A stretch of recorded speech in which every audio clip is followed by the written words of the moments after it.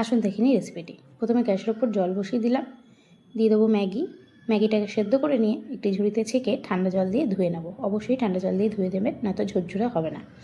তারপরে কড়াইয়ের মধ্যে সাদা তেল গরম করে তার মধ্যে 2টো ডিম দিয়ে হালকা লবণ ছিটিয়ে ভেজে তুলে নিলাম। ওই একই কড়াইয়ের মধ্যে সাদা তেল দিয়ে দিলাম রসুন কুচি, 3টে মিডিয়াম সাইজের পেঁয়াজ কুচি দিয়ে হালকা একটু নাড়িয়ে নেব। তারপরে দিয়ে দেবো একদম ছোট সাইজের একটা আলু একদম ঝিরিঝিরি করে কেটে দিয়ে দিলাম 2টো টমেটো কুচি দিয়ে হালকা একটু নেড়ে নিলাম। এরপরে ঝালের জন্য অ্যাড করে দেবো কাঁচা লঙ্কা কুচি দেওয়ার পরে এখানে পরিমাণ মতো লবণ দিয়ে দেবো। দেখুন, আর লবণ লাগবে না। তারপরে দিয়ে দেবো এখানে হলুদ গুঁড়ো আর কাশ্মীরি লঙ্কার গুঁড়ো দিয়ে এবার মশলাটাকে খুব ভালো করে ভাজা করে নেব। লবণ আর এই কারণেই লাগবে না, কারণ যেহেতু ম্যাগি মশলা ইউজ করব ওখানে লবণ থাকে, সে কারণে লবণটা শুধু এখানে যেটুকু সবজি আছে সেই অনুসারেই দেবেন। তারপরে দিয়ে দিলাম মটরশুঁটি, দিয়ে আবারও কিছুক্ষণ নাড়াচাড়া করে নিলাম। মটরশুঁটিটা খুব বেশি আগে দিতে যাবেন না, তাহলে ভালো লাগবে না খেতে। এই মুহূর্তেই ঠিক আছে। দেওয়ার পরে ভাজা হয়ে গেলে এবার দিয়ে দিলাম সেদ্ধ করে রাখা ম্যাগি।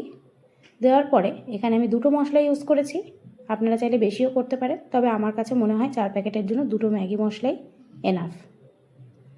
2টো ম্যাগি মশলা দেওয়ার পরে দিয়ে দিলাম ভেজে রাখা ডিমটা, দিয়ে এবার সব কিছু একসাথে ভালো করে নাড়াচাড়া করে ভেজে নেব।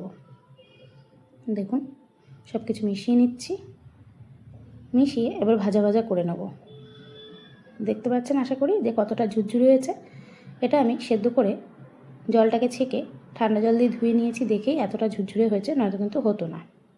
দেখুন, আমাদের চাউমিনটা ভেজে নামিয়ে নিলাম একটি প্লেটে। রেডি হয়ে গেছে আমাদের ম্যাগি। তো কেমন লাগলো রেসিপিটি অবশ্যই জানাবেন। ভালো লাগলে লাইক কমেন্ট শেয়ার করে দেবেন। রেডি হয়ে গেল আমাদের মশালা ম্যাগি অথবা এগ ভেজ ম্যাগি। তো কেমন লাগলো রেসিপিটি অবশ্যই জানাবেন। ভালো লাগলে লাইক কমেন্ট শেয়ার করে দেবেন। বানিয়ে খান, এনজয় করুন।